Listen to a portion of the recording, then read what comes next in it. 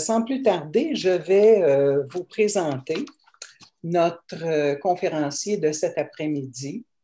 Conrad Lavallée habite à Gatineau, au Québec. C'est un passionné de la photographie et du multimédia. Il est un étudiant de longue date impliqué dans la formation initiale du groupe Les Prémoranciens et sur le point, à l'aube de sa retraite, de s'impliquer à nouveau dans la mouvance urantienne. Le titre de sa conférence est « Réflexion sur les implications personnelles et planétaires de la cinquième révélation d'époque ». Conrad, c'est à toi. Alors, bonjour tout le monde. La présentation à laquelle vous allez assister n'est pas basée sur PowerPoint. C'est une présentation qui s'appuie sur une nouvelle technologie qu'on appelle Sway. Le document auquel vous allez assister est trop volumineux pour tenir dans un PowerPoint et être partagé. Mais par contre, à partir de Sway, à la fin, je vais vous remettre un lien et vous pourrez accéder au document dans son entier à partir de n'importe quel système, qu'il s'agisse d'un appareil Android, d'un iPhone, d'une tablette Windows, Mac, et vous n'aurez absolument rien à télécharger. Et ce lien va vous donner un accès continuel au document, mais le document, lui, il va continuer d'évoluer avec le temps. Je vais y rajouter des vidéos et d'autres éléments.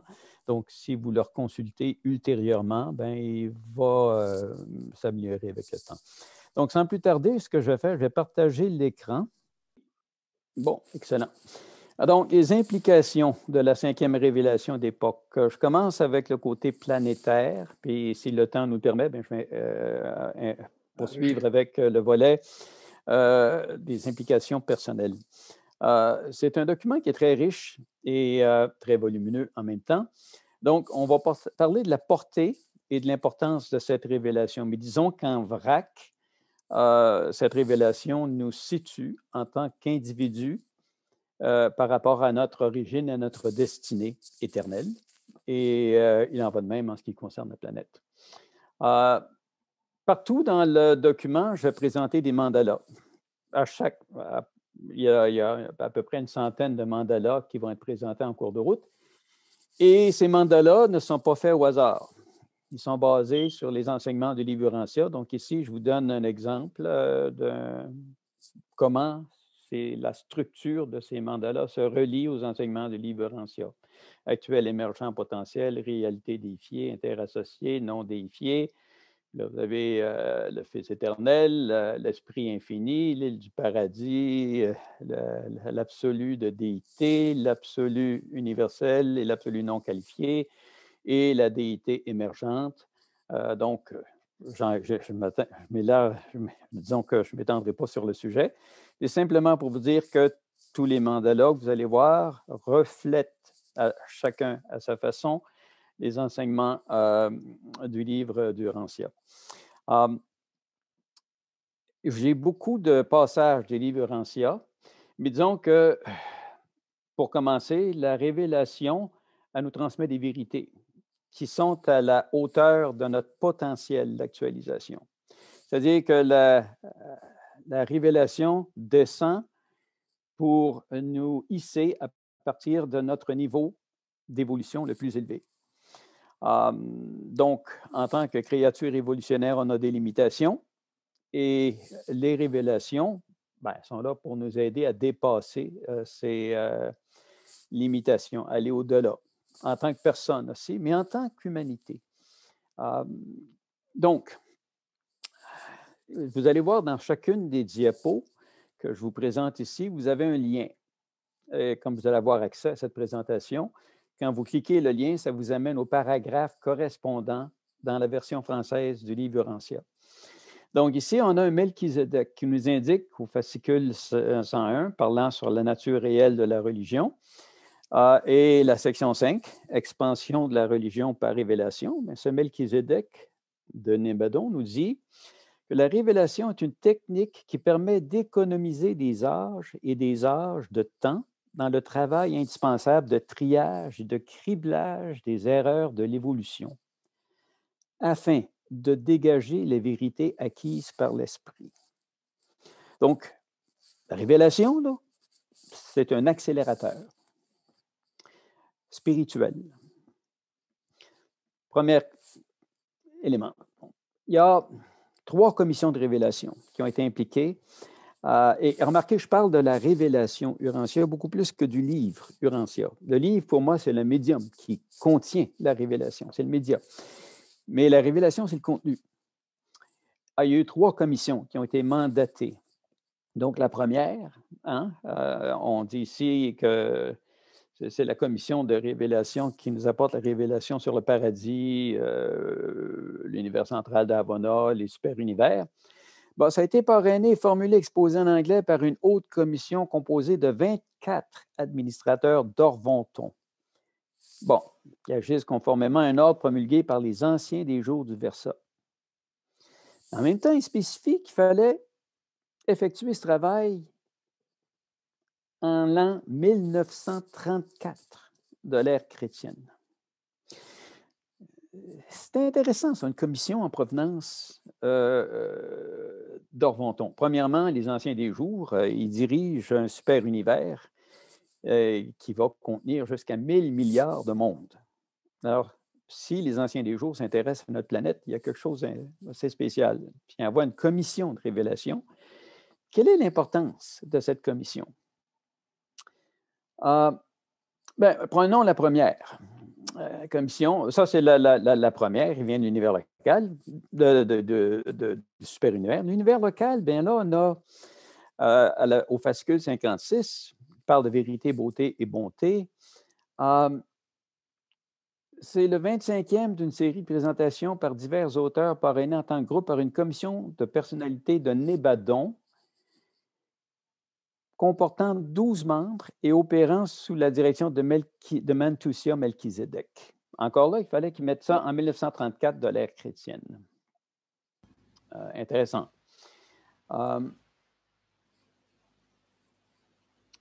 Finalement, on a la 3e partie du livre qui est dirigée par la même commission, mais la 4e partie, une commission nébadonienne de 12 membres agissant sous la direction de Mantusia Melchizedek. Et ça, c'est sorti en 1935 de l'ère chrétienne. Dans ces commissions de révélation, il y avait 3 types d'êtres coordonnés d'origine trinitaire. Il y avait des conseillers divins. Les conseillers divins, là, qui écrivent là-dedans, qu'on lit, il y a 3 milliards de conseillers divins par super-univers. Ça veut dire qu'il y a un conseiller divin pour 333 planètes et demie. Si un conseiller divin écrit dans le cadre d'une révélation, c'est quand même une personne assez importante, là. Si on le voit ici, là, dans le fascicule portant sur les êtres coordonnés d'origine trinitaire, conseiller divin, ça c'est un fascicule écrit par un conseiller divin. Il y a 21 milliards de conseillers en service, dont 3 milliards sont affectés à chaque super-univers. Les perfecteurs de sagesse, les autres, il y a un percepteur de sagesse pour 1000 planètes. Il y a plusieurs perfecteurs de sagesse qui ont écrit dans le cadre de cette révélation, spécialement pour les habitants de notre planète. Pour nous, en quelque sorte. Ça, c'est chacun de nous. On le voit ici. Il existe exactement 7 milliards de ces êtres, dont 1 milliard est affecté à chacun des 7 super-univers. Les censeurs universels. 1 milliard de censeurs universels dans chaque super-univers. Donc, 1 par 1000 planètes habitées. Tout ça pour vous dire, ça implique ça qu'il attache énormément d'importance à cette révélation-là. Et l'importance de cette révélation pour notre planète, c'est quelque chose d'absolument extraordinaire. C'est du jamais vu, là.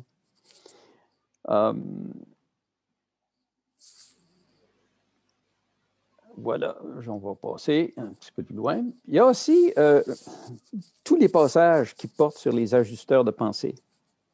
Les passages des livres qui sont absolument magnifiques, qui ont été écrits par un messager solitaire. Messager solitaire, si vous pensez bien, là, hein, on dit bien que ces messagers existent depuis des temps proches de l'éternité. Ils ont tous conscience d'un commencement d'individualité. Bon, ils sont conscients du temps, sont les premiers de la création d'Esprit infini à posséder cette conscience du temps. Ils sont les premiers-nés des créatures de l'Esprit infini qui a été personnalisé dans le temps et spiritualisé dans l'espace. On nous dit ici, fascicule 23, section 1, premier paragraphe, « Nulle partie de la création universelle ne préexiste au messager solitaire, sauf le paradis et les circuits d'Avona. » Donc là, vous avez des auteurs, des êtres, des entités qui nous parlent et qui sont nés avant la création des 7 super-univers, du temps et de l'espace. Ça doit ramasser un gros bagage d'expérience. Maintenant, on dit, OK, les 7 super-univers, en principe, une fois complétés, devraient comporter 7 000 milliards de planètes. Mais aucun des 7 super-univers est achevé. Et peut-être que le nombre de mondes habités est beaucoup moindre que ce qu'on pense. Mais on a un indice quand même assez important du nombre de planètes qui pourraient exister dans le grand univers. Puis ça, on va le saisir à partir du numéro de notre planète dans le grand univers. Donc, on a ça ici dans le fascicule 15, hein, section 14, le but des 7 super-univers.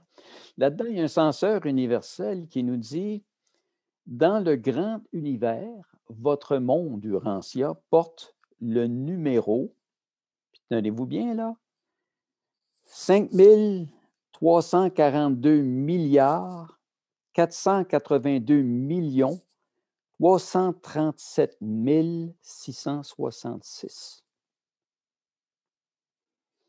On n'est pas les premiers arrivés dans le super-univers, dans le grand univers.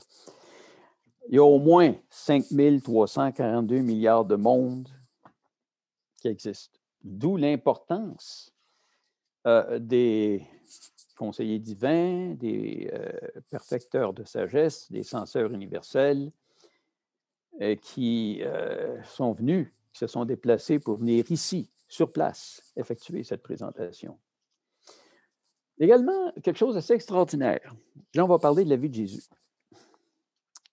Lorsqu'on lit la 4e partie du livre d'Urantia, on peut voir ça comme un récit. On pourrait lire ça comme un roman. Personnellement, j'aime beaucoup mieux lire un roman que de voir un film. Pourquoi? Parce qu'il y a une trame narrative dans un roman qui nous présente la vie intérieure des personnages. Mais ici, en lisant la vie de Jésus, on nous parle des émotions que Jésus ressentait, des pensées qu'il avait, de la façon dont il réagissait face aux événements de la vie. Et la seule façon pour obtenir cette information-là, parce que personne ne pouvait savoir ça, sauf son ajusteur de pensée.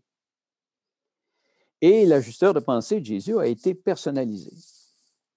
Donc, il est intéressant ici de voir que les médians qui ont écrit le livre ont eu recours à des sources extraplanétaires pour combler les lacunes de nos récits actuels. Alors, ils nous disent bien que nous ayons pu profiter de l'accès aux écrits perdus de l'apôtre André, que nous ayons bénéficié de la collaboration d'une vaste foule d'êtres célestes qui se trouvaient sur Terre au temps de l'effusion de Michael. Et là, on dit particulièrement son ajusteur, maintenant personnalisé. Donc, lorsqu'on lit la vie de Jésus, on a accès à des événements, à ses réactions, on a accès à des clichés qui nous montrent son comportement dans le cadre de sa vie vu de l'extérieur, mais on voit également des éléments de sa vie vus de l'intérieur. Et ça, c'est une richesse inestimable. On est privilégié, en fait, ça va avoir un impact planétaire énorme. Et on va expliquer un petit peu plus loin, dans le cadre de cette présentation, des raisons qui nous amènent à penser à ça. Il faut dire que ces commissions de révélation ne sont pas on n'est pas la seule planète à avoir reçu ça. Il y en a d'autres qui en ont reçu. On le voit ici, en particulier les messagers solitaires, ils sont fréquemment attachés à des commissions chargées d'élargir la révélation de la vérité au monde et au système. Donc, ce n'est pas un phénomène unique à notre monde. Mais en tout cas, il y a des personnalités, des administrateurs universels de la plus haute importance qui sont venus ici nous faire cette présentation. Mais il y avait un mandat. On devait faire ça en 1934, précisément. Et on peut se poser la question, pourquoi? Pourquoi l'année 1934? Ça, c'est très important. En fait, ça a des implications énormes. Dans le fascicule 31, section 10, paragraphe 22, okay, on nous dit, c'est 31, on nous dit qu'il fallait effectuer ce travail sur Urantia, planète 606 de Satania, de Nord-Lachadec, de Nébadon, en l'an 1934 de l'ère chrétienne. Et ici, au fascicule 53, section 9, il y a Manovandeh Melchizedek, qui était jadis attaché à l'administration provisoire d'Urantia. Ça, c'est les 12 Melchizedek syndiques. Manovandeh faisait partie de ces Melchizedek-là. Il était là dans le temps de Van et d'Amadon et tout ça. Et lui a écrit le fascicule 53 qui traite de la rébellion de Lucifer. Et dans cette section 9, on parle du statut actuel, présent de la rébellion. On dit ceci, très important. Depuis lors, Makiventa Melchizedek a été proclamé prince planétaire, vice-gérant d'Urantia. Et ici, ce qui est extrêmement important est l'ouverture du procès de Gabriel contre Lucifer a donné le signal pour inaugurer les régimes planétaires temporaires sur tous les mondes isolés. OK?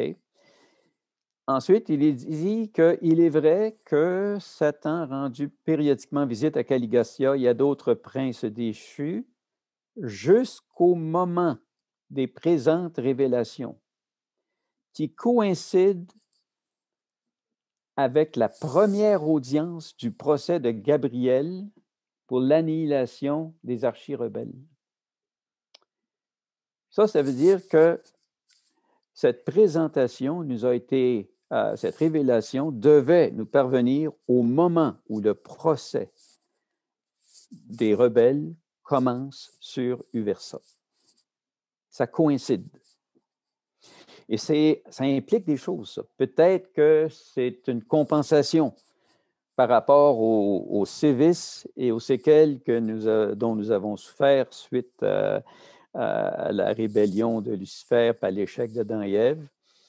Et en plus, compte tenu du fait que le Fils créateur de l'univers local s'est incarné sur notre planète est appelée à jouer un rôle assez particulier dans l'économie de l'univers local. Mais ce qui est très intéressant et très important, c'est de constater que ça coïncide avec ce procès et qu'il y avait un délai de miséricorde, parce que ça fait quand même 250 000 ans que ça a eu lieu, cette rébellion-là.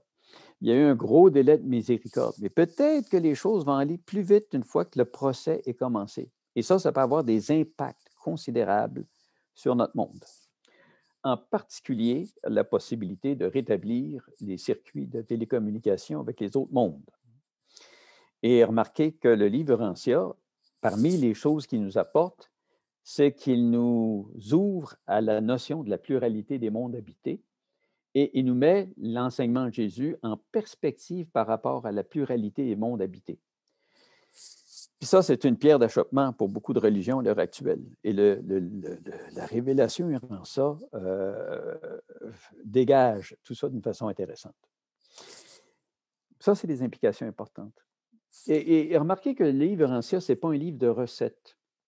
On ne nous dit pas comment faire ceci, comment faire cela, comment faire cela. Il y a certains livres là, où il y a des enseignements spirituels, où c'est un ensemble de techniques et de méthodes qu'on a à suivre au pied de la lettre. Mais ce n'est pas le cas avec le livre Urantia. Dans le livre Urantia, on nous encourage à explorer, à découvrir et à vivre nos propres expériences. On nous incite à se creuser les méninges, à faire des efforts pour avancer, pour progresser, pour évoluer. Et ça implique des efforts. Et on nous encourage à faire ces efforts. Par exemple, la vie de Jésus, on la présente comme une source d'inspiration. Important, ça. En vivant sa vie humaine à son époque, en fascicule 129, et tel qu'il était, il nous a donné à tous l'exemple nous permettant de vivre la nôtre à notre époque et tel que nous sommes. Vous ne pouvez pas aspirer à vivre sa vie, mais vous pouvez décider de vivre votre vie comme il a vécu la sienne et par les mêmes moyens. On nous dit Jésus ne constitue peut-être pas l'exemple par la séquence des événements et les détails objectifs de sa vie pour tous les humains de tous les âges, sur tous les royaumes de cet univers local, mais il est pour toujours, et je souligne le mot, l'inspiration et le guide de tous les pèlerins pour le paradis. On nous présente la vie de Jésus comme une source d'inspiration. C'est à nous d'adapter ça à notre vie, à notre contexte. Beaucoup d'implications, cela. Donc. Tout le système de gestion cosmique universelle est axé sur le respect du libre arbitre des êtres, des personnes humaines notamment. Alors, il existe un gouvernement invisible sur notre planète.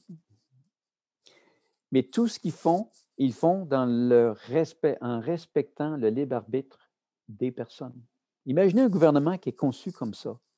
C'est infiniment plus avancé, plus poussé et plus sérieux que toutes les formes de gouvernement qu'on connaît ici sur notre monde. Parce que c'est un art extrêmement délicat. Et c'est comme ça qu'il faut évoluer notre monde. Alors, regardez, par exemple, un exemple de ça. On va parler ici, dans le fascicule 114, du gouvernement planétaire des séraphins, les maîtres séraphins de la supervision planétaire. C'est eux qui sont en fait les exécutifs, en grande partie, sur le gouvernement invisible de notre planète.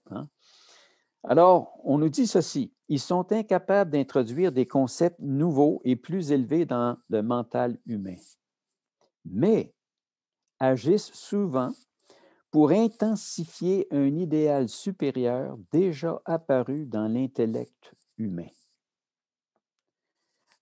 Intéressant, ça. Ils fonctionnent avec notre libre arbitre, sans jamais violer notre libre arbitre. Et là, vous en avez un exemple concret. C'est des choses qui pourraient nous inspirer, ça, dans nos rapports interpersonnels. Si on compare notre planète à une planète normale, y a-t-il des choses qui sont spéciales par rapport à Urantia? On sait que c'est une planète décimale, dont il y a une planète sur 10 qui est une planète expérimentale, où on s'écarte un petit peu plus des normes, des standards établis au niveau du système. Mais première chose particulière, les deux premiers êtres humains, Andon et Fonta, okay? Les deux premiers êtres humains apparus sur cette planète ont fusionné avec leur ajusteur de pensée. Ça, c'est exceptionnel. Pour beaucoup de raisons. Mais normalement, sur une planète, tu n'as pas des personnes qui apparaissent et qui fusionnent, qui ont déjà atteint le statut de fusion avec un ajusteur de pensée. Là. Les autres, ils n'ont pas fusionné sur Terre. Mais quand même, regardez, là, Andon et Fonta fusionnèrent sur Jérusalem avec leur ajusteur de pensée, comme le firent plusieurs de leurs enfants, dont Sontad. Et là, on dit même la majorité de leurs descendants, même immédiats, n'atteignit que la fusion avec l'esprit. C'est très exceptionnel que les premiers êtres vivants d'une planète soient assez évolués pour atteindre le niveau de fusion avec l'acheteur de pensée. On parle aussi de l'apparition soudaine et simultanée des races sanguiques. Et on parle de race dans l'Ivurantia, ne faites-vous-en pas. À l'époque, en 1934, le mot race n'avait pas les connotations négatives qu'il possède aujourd'hui, parce que c'est arrivé avant la Deuxième Guerre mondiale. Suite aux horreurs de la Deuxième Guerre mondiale, le mot race est devenu tabou, on le remplace par groupe ethnique. Mais on veut dire la même chose dans l'Ivurantia ici. Donc ici, on nous dit ceci. Fascicule 64, les races évolutionnaires de couleur, l'origine des races de couleur. Mais on dit, un homme et une femme vivant dans la partie nord-est des hautes terres alors habitées commencèrent soudain à donner le jour à une famille d'enfants exceptionnellement intelligents. Ce fut la famille sanguique, ancêtre des 6 races colorées d'Urantia. Dans une autre partie du livre Urantia, fascicule 64, présenté par un porteur de vie, la section 6, on dit, sur une planète évolutionnaire ordinaire, les 6 races évolutionnaires de couleur apparaissent l'une après l'autre. L'homme rouge évolue le premier, parcourt le monde pendant des âges avant que les races colorées suivantes ne fassent leur apparition. On nous dit l'émergence simultanée des 6 races sur Urantia et au sein d'une seule famille fut tout à fait exceptionnelle. Ça, c'est une caractéristique spéciale de notre monde. On ne trouve pas chez les autres mondes. Une autre chose exceptionnelle, Andon et Fonta, ils ont donné naissance aux Andonites. On dit l'apparition des premiers Andonites sur Urantia avait aussi été quelque chose de nouveau dans Satania. Sur aucun autre monde du système local, une pareille race de créatures volitives n'était apparue en avance sur les races évolutionnaires de couleur. Autre caractéristique unique de notre planète. Là, on parle de la rébellion, la mise en quarantaine. On entend souvent parler les gens qui travaillent à SETI, là, vous savez, ces radiotélescopes qui sondent le cosmos pour essayer de déceler des traces de vie ou des communications en provenance d'autres mondes, d'autres planètes et tout ça. Et on n'a aucun signal. Et il y a des gens sérieux qui se posent des questions très honnêtes et très légitimes. S'il y avait de la vie dans l'univers, on serait capable de la déceler. Mais ici, on nous indique que notre planète est en quarantaine. Vous savez, au début de la rébellion, là, les circuits du système avaient été coupés. Urantia était isolé. Bien, isolé complètement là, par rapport aux autres mondes habités. Et cet isolement persiste. Donc, c'est certain, pour les gens qui ne connaissent pas le livre Urantia ou qui ne croient pas au livre Urantia, le fait qu'on sonde les diverses parties de l'univers, on décèle absolument rien, semble être une indication comme quoi il n'y a pas de vie, ou il y aurait, là, on pense scientifiquement qu'il y a de la vie à cause du nombre de planètes, d'exoplanètes qu'on découvre de jour en jour. Mais il reste qu'il y a une raison ici qui nous fait comprendre pourquoi le reste de l'univers semble silencieux. Notre monde est en quarantaine. Et pourtant, on vit sur une planète très humble. Dans le livre Urantia, parfois on a traduit le mot insignificant par insignifiante. En anglais, insignificant, ça n'a pas les mêmes connotations que le mot insignifiant en français, mais en tout cas, la traduction est acceptable. Dans le cadre de la rébellion, il y a eu un héros humain pour l'ensemble de la rébellion. Fascicule 67, là, section 8, d'Edensia jusqu'à Uversa, hein, capitale de notre super-univers. Là. On parle d'une capitale de 1000... Il y a des centaines de millions, de milliards de mondes habités. En passant par Salvington, pendant 7 longues années, la première question de tous les êtres célestes subordonnés au sujet de la rébellion de Satania est encore et toujours « Que devient Amadon d'Urantia? Tient-il toujours bon? » Amadon, là, c'était un andonite un descendant direct d'Andon et Fonta. Et il a résisté aux rebelles qui étaient des milliers de fois plus sagaces et intelligents que lui. Il a résisté à tous ces rebelles-là, alors que beaucoup d'êtres célestes sont tombés. On nous dit un peu plus loin, Oups, je vais revenir ici. On nous dit que, considérez par contre l'effet produit par l'immense retentissement de la conduite inspirante de cet unique enfant de la nature et du groupe résolu de ses 143 camarades. Là, c'est des andonites, là, qui luttèrent inébranlablement pour les concepts les plus élevés de gestion et d'administration de l'univers contre la formidable pression adverse exercée par leurs supérieurs déloyaux. Puis là, on nous dit, permettez-moi de vous assurer que cet exploit a déjà fait plus de bien dans l'univers de Nébadon et le super-univers d'Orvonton et pèse davantage dans la balance que le total du mal et des malheurs créés par la rébellion de Lucifer.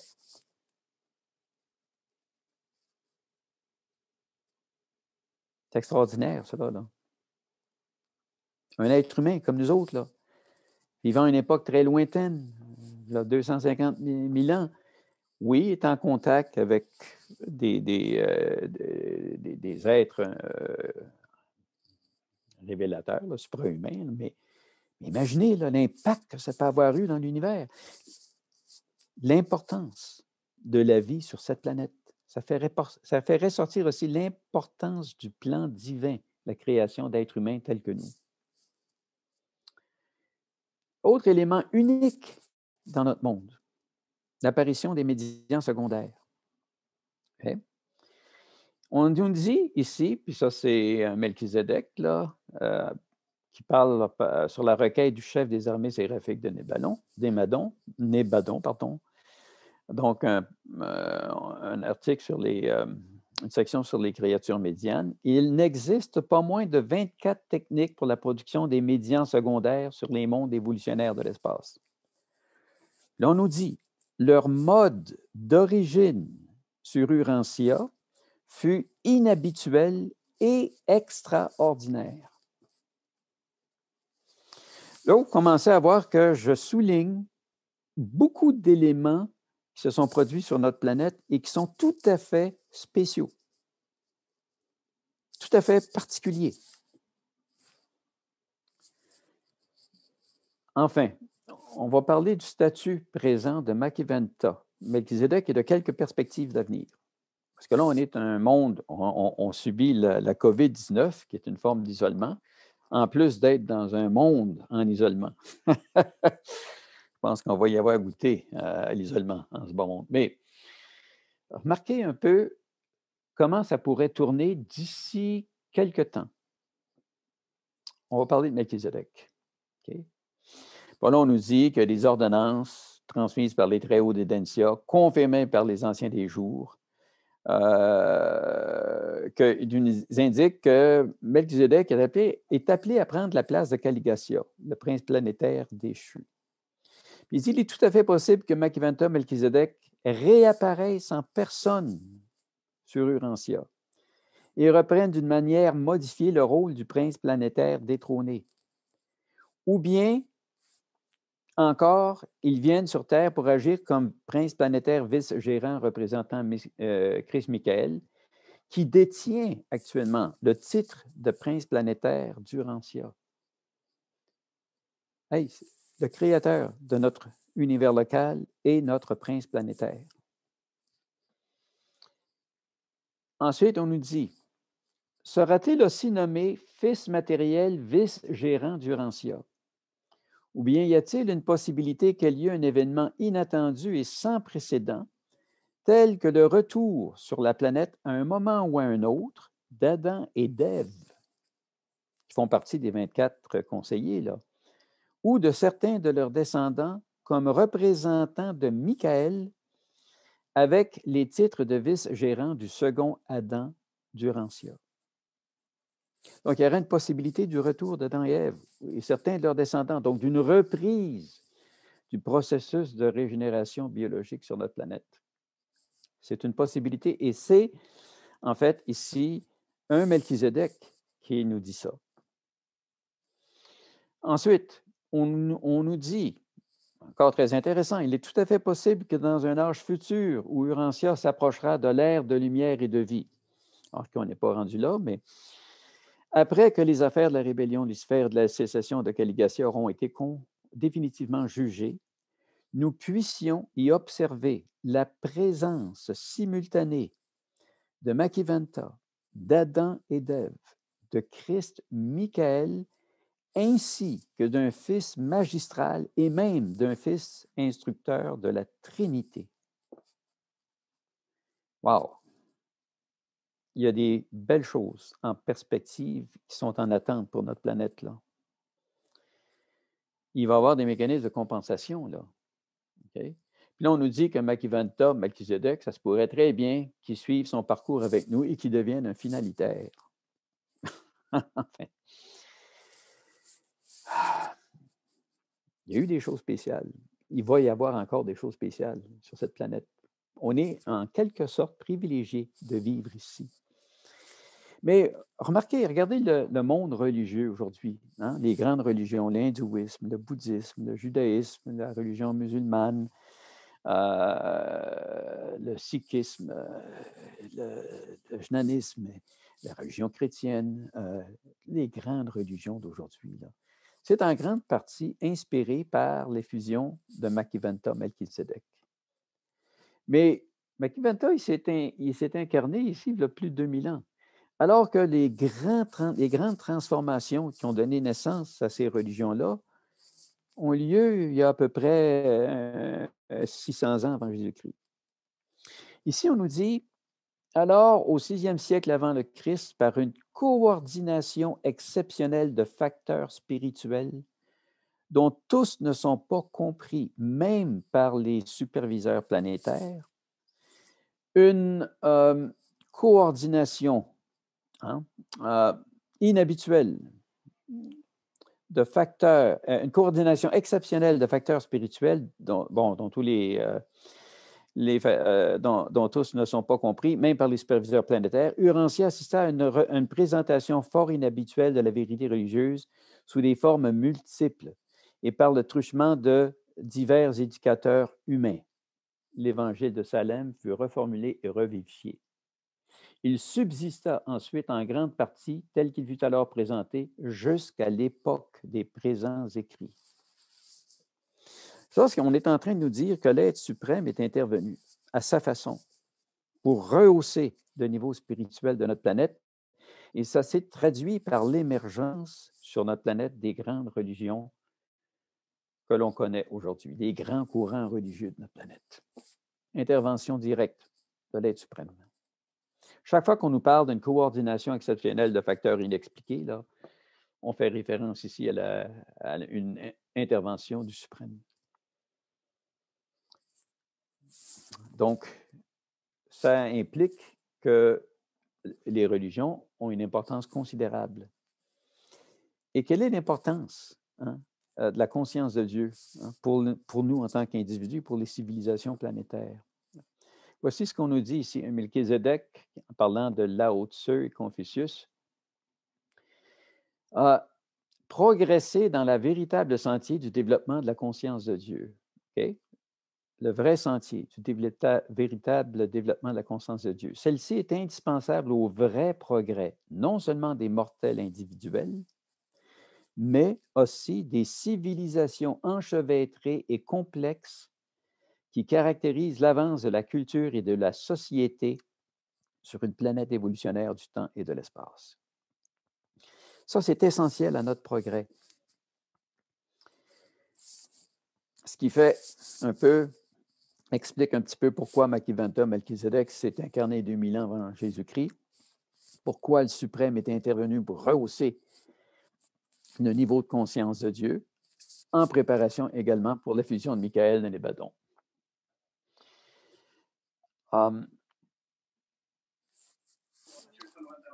Une autre caractéristique particulièrement intéressante, les 24 sur Jérusalem. Regardons la fonction de ces 24-là. Euh, elle figure parmi les personnalités de rang le plus élevé stationnées sur la capitale d'un système. Okay? Mais elle ne participe jamais aux délibérations concernant les affaires du système. Oh oui, on parle ici des sentinelles affectées. Les sentinelles affectées, c'est les personnes qui président aux réunions des 24 conseillers. Dans les systèmes locaux, elles servent de plein droit comme chef des 24 administrateurs venant des mondes évolutionnaires, mais autrement, les mortels ascendants ont peu de contact avec elles. Mais les sentinelles affectées, les autres, qu'est-ce qu'ils font? Ils se rapportent à des personnalités situées sur l'univers local qui sont en contact direct avec l'exécutif suprême du super-univers, Orvonton. On ne parle pas ici des anciens des jours, là. On parle de Orvonton, nom, et c'est à partir de son nom qu'on a nommé notre super-univers. Donc, dans les esprits, les groupes spirituels suprêmes, il y a les 7 maîtres esprits, puis tout de suite après, il y a les 7 exécutifs suprêmes. Orvonton est l'exécutif suprême de notre super-univers. Alors, on a un représentant de l'exécutif suprême de notre super-univers qui chapeaute les réunions des 24 conseillers. Intéressant, cela, là. C'est un contact avec un très haut lieu d'administration. Mais on nous dit ici, ce siège de jugement a toujours été sur Jérusalem, mais les 24 sièges qui l'entourent furent mis en place il y a 900 ans, seulement un peu après l'élévation de Christ Michael à la pleine souveraineté de Nébadon. Ces 24 conseillers sont ses agents personnels sur Jérusalem. Ils ont autorité pour représenter le Maître-Fils dans toutes les affaires concernant les appels nominatifs de Satania et dans beaucoup d'autres phases du plan d'ascension des mortels sur les mondes isolés du système. Ils sont également les agents désignés pour exécuter les requêtes spéciales de Gabriel et les ordres inhabituels de Michael. Or, ces 24 conseillers sont tous des êtres humains, tous originaires d'Urantia. Ces 24 conseillers ont été recrutés parmi les 8 races d'Urantia et les derniers de ce groupe furent rassemblés à l'époque de l'appel de la résurrection fait par Michael il y a 1900 ans. Là, on dit que les sièges 17, 18, 19 et 20 sont réservés pour des personnes qui, dans notre âge présent de l'univers, donc postérieur au fils de fusion, vont se démarquer. Et que les sièges 22, 23, 21, 22, 23, 24 sont réservés pour les personnes qui vont se démarquer dans l'âge postérieur, dans les âges suivants, là, celle du fils instructeur de la Trinité, puis tout ça. Mais ça va tous être des Urantiens.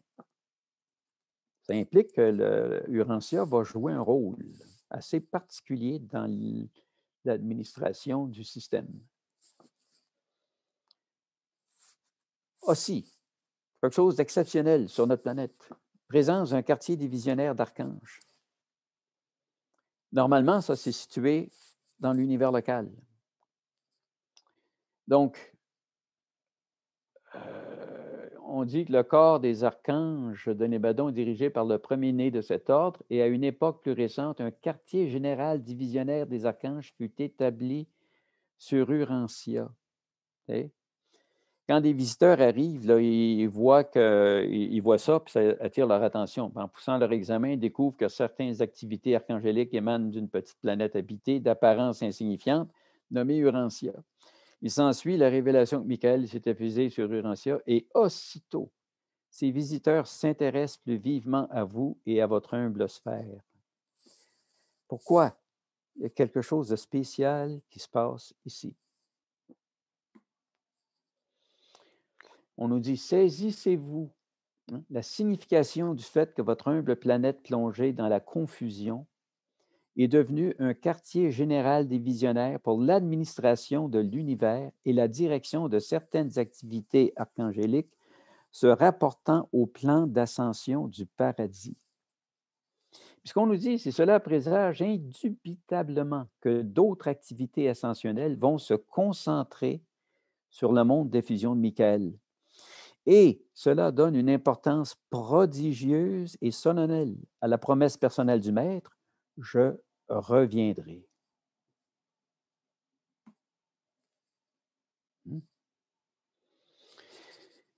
on vit vraiment sur un monde spécial. Donc, parmi les choses aussi qui ressortent de cette révélation, Dieu existe, il est la source centre première de toutes les choses, tous les êtres, il est notre Père universel. On nous donne une nouvelle conception de la personnalité. On met beaucoup d'emphase sur la Trinité du paradis. On nous indique qu'on est tous en circuité spirituellement et que nous sommes sujets aux influences de l'attraction mentale et spirituelle. Une attraction qui s'exerce également entre les personnes et les individus. On nous parle d'un univers central de perfection éternelle, donc un univers absolument parfait qui a toujours existé, et qu'il y a 7 super-univers dans le cadre desquels il y a une évolution qui s'effectue dans le temps et dans l'espace. Nous faisons partie de l'humanité cosmique. Ça aussi, c'est une implication profonde qui ressort du livre Urantia. L'humanité, ce n'est pas juste la planète Terre. Il y a une humanité qui est répandue sur des centaines de milliards de mondes. Pas seulement des centaines, des milliers de milliards de mondes semblables aux nôtres. Et tous ces mondes-là sont habités par des espèces qui font partie de notre humanité, de l'humanité cosmique. Ça, c'est une implication immense. Ça nous fait comprendre qu'en tant qu'humain, que l'humain, là, ce n'est pas juste la planète Terre, c'est dans l'univers. Il y a une myriade d'autres planètes habitées comme la nôtre, avec des civilisations florissantes, avec des êtres matériels, des êtres humains matériels comme nous. Ici, on parlait des non-respirateurs. Hein? C'est intéressant que vous ayez abordé le sujet. Ici, on a Melchizedek de l'École d'administration planétaire de Jérusalem. Ça, c'est un Melchizedek qui travaille dans l'Université de Salvington, une des plus renommées dans notre secteur de Splenda, apparemment. Fascicule 49, les mondes habités, les mondes des non-respirateurs. On nous dit la vie sur les mondes des non-respirateurs est radicalement différente de celle qui prévaut sur Urantia. Hein?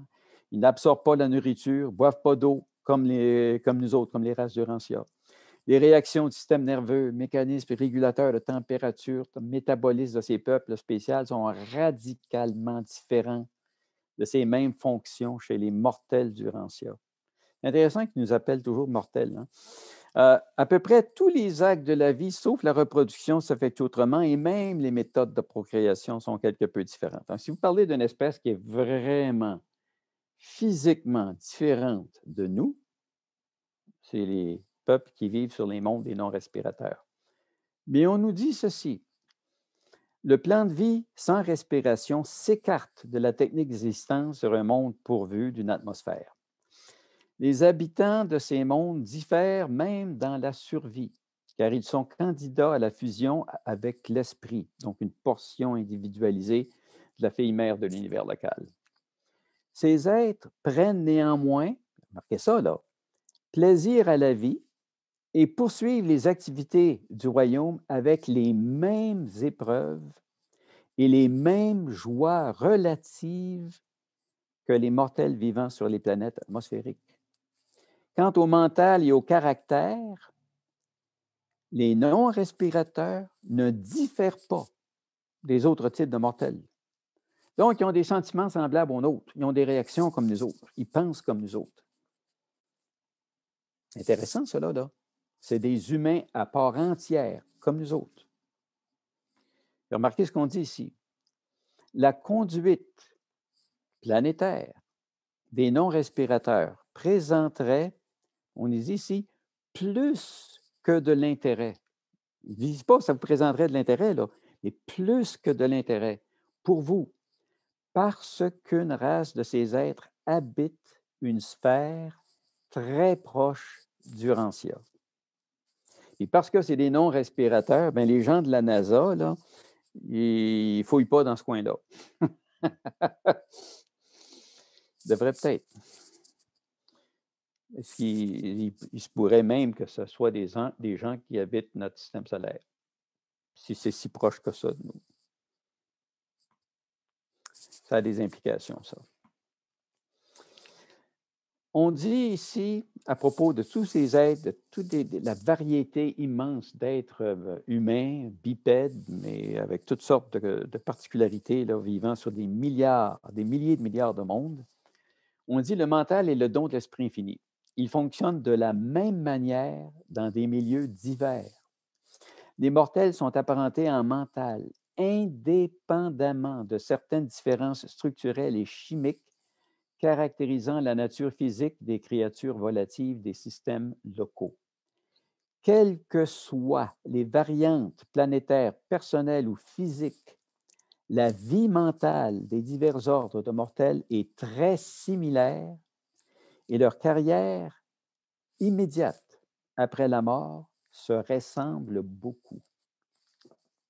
Et ça a une implication profonde, en ce sens que ça rehausse notre sentiment d'appartenance à l'humanité cosmique.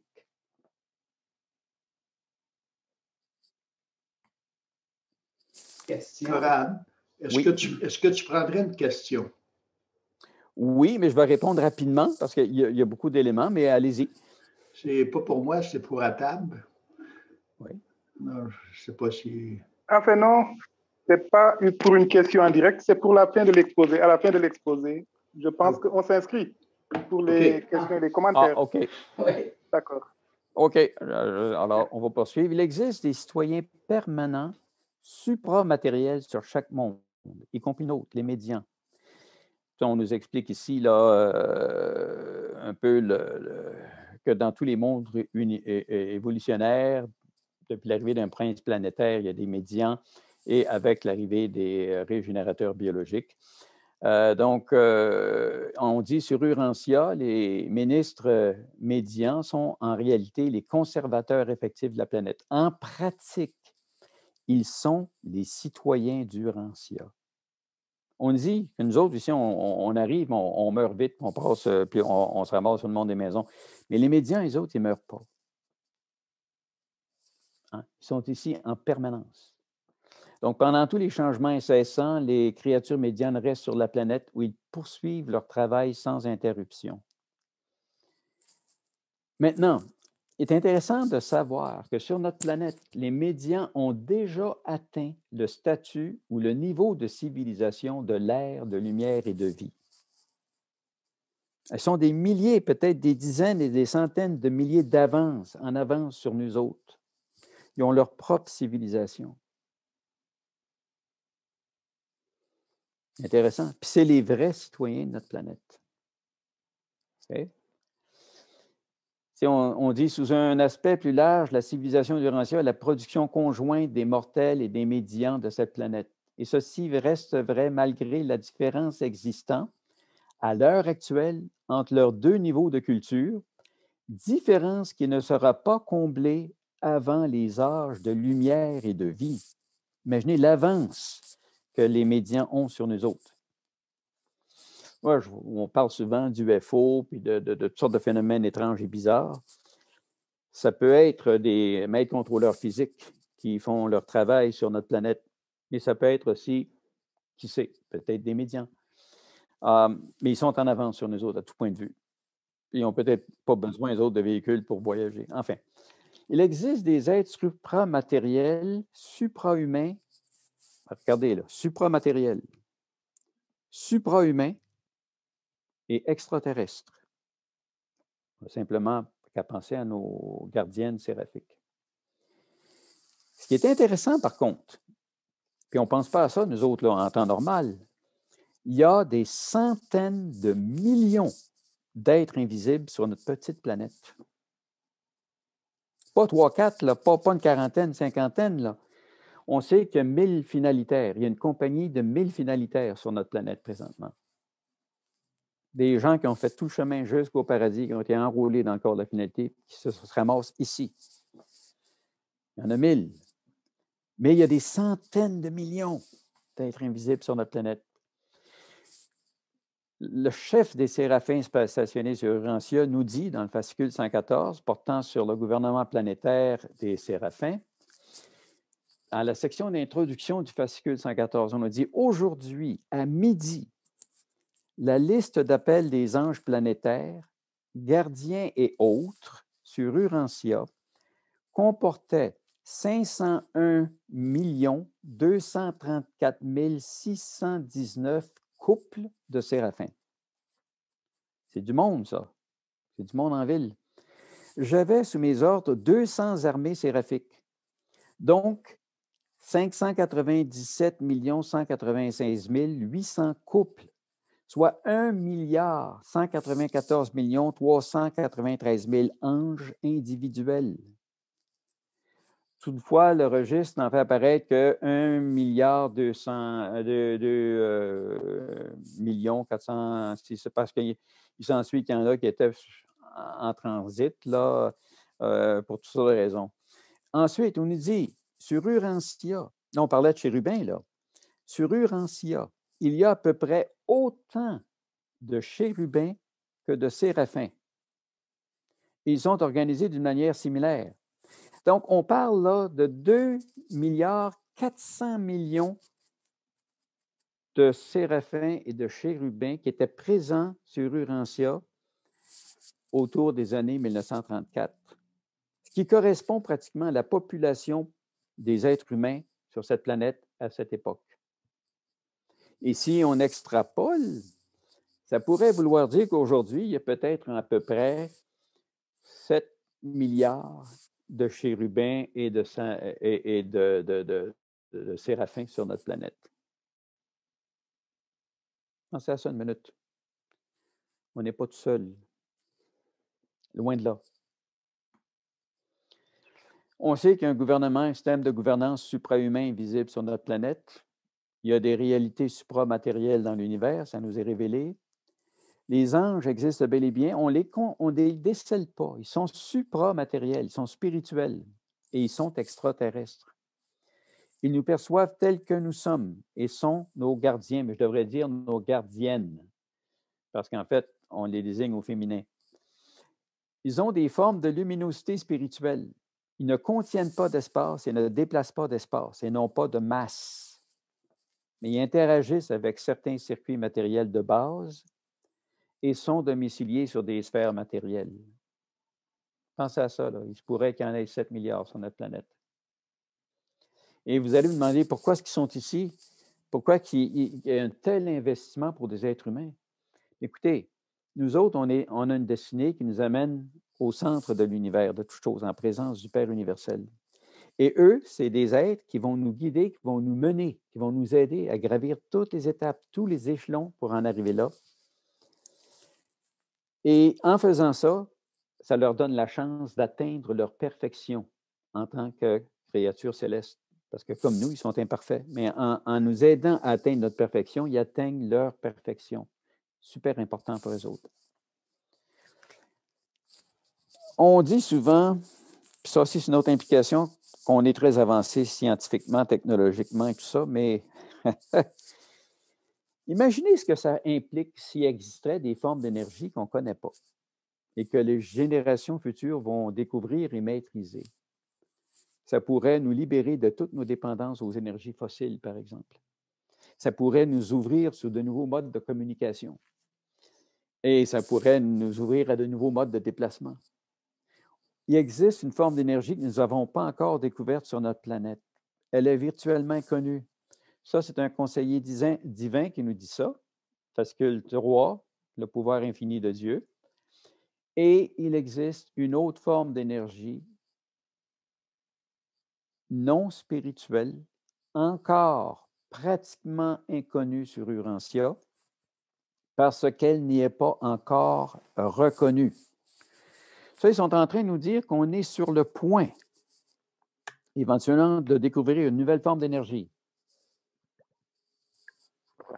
ce qui peut avoir des impacts considérables sur l'ensemble de la civilisation planétaire. À d'autres endroits, ici, là, on a un puissant messager qui nous parle de l'énergie du mental et de la matière. Ils disent bien avant que les physiciens ne découvrent l'ultimaton. Parce qu'actuellement, là, avec la physique moderne, l'électron est considéré comme une particule insécable. Mais le livre ancien nous indique qu'il est composé de 100 ultimatons. ils détecteront indubitablement les phénomènes dus à la pluie de ces rayons sur Urantia. Donc, les rayons ultimatomiques, hein, chaque ultimaton, il crée des vibrations dans l'espace. Et on va découvrir ces rayons-là avant de découvrir l'ultimaton. Intéressant, ça. Des indices qu'ils nous donnent. Et finalement, fascicule 29, il y a un censeur universel qui nous dit, en parlant à propos des maîtres contrôleurs physiques, les dissociateurs secondaires, hein, il dit les dissociateurs s'intéressent principalement à l'évolution d'une forme d'énergie à peine connue sur Urantia, provenant d'une forme de matière qui y est encore moins reconnue. On commence aujourd'hui seulement à parler de matière obscure, on ne sait pas trop ce que c'est. Mais s'il y a un indice intéressant, là, il existe des réalités matérielles qu'on ne connaît pas, qu'on n'a pas découvertes encore. On n'a pas découvert. Bon, on nous traite de mortels partout dans l'Urantia et on est considéré comme étant des êtres éternels uniquement à partir du moment où on a fusionné avec notre acheteur de pensée. Okay? Dans l'introduction, on commence le livre en disant « Dans le mental des mortels d'Urantia ». Montrez-moi des livres qui commencent comme ça. Il n'y en a pas gros.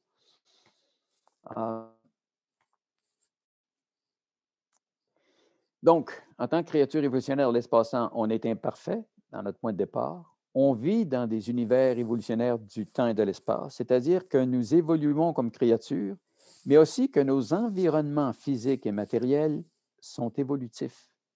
On vit dans un univers inachevé, dans des mondes inachevés, ce qui explique en bonne partie pourquoi nous vivons et évoluons dans un monde imparfait. Par contre, et ça c'est intéressant, on dit l'humanité cosmique, donc toutes les espèces humaines là, dans tous les mondes, là, possède un modèle parfait et éternel parmi les créatures de Havona. Donc, on est moulé, on est modelé à partir d'une espèce qui vit sur Havona. Donc, l'univers central de perfection éternelle dans le 7e circuit de Havona.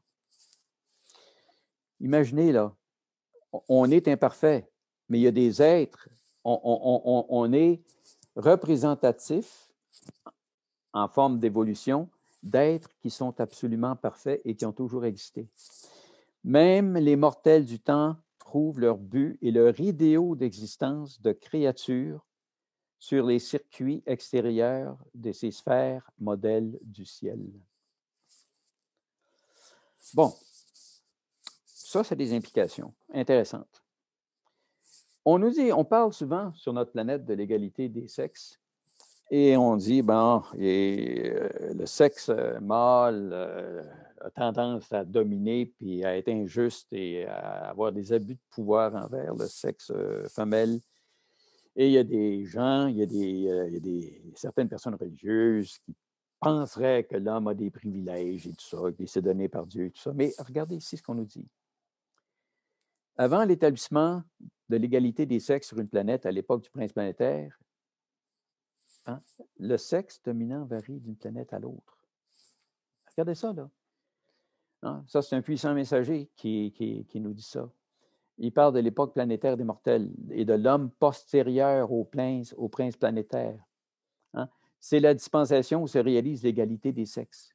Puis on nous dit sur quelques planètes, les mâles peuvent gouverner les femelles, sur d'autres, c'est le contraire qui se produit. Il y a des mondes où c'est les femmes qui dominent. Et il y a des mondes où c'est les hommes qui dominent.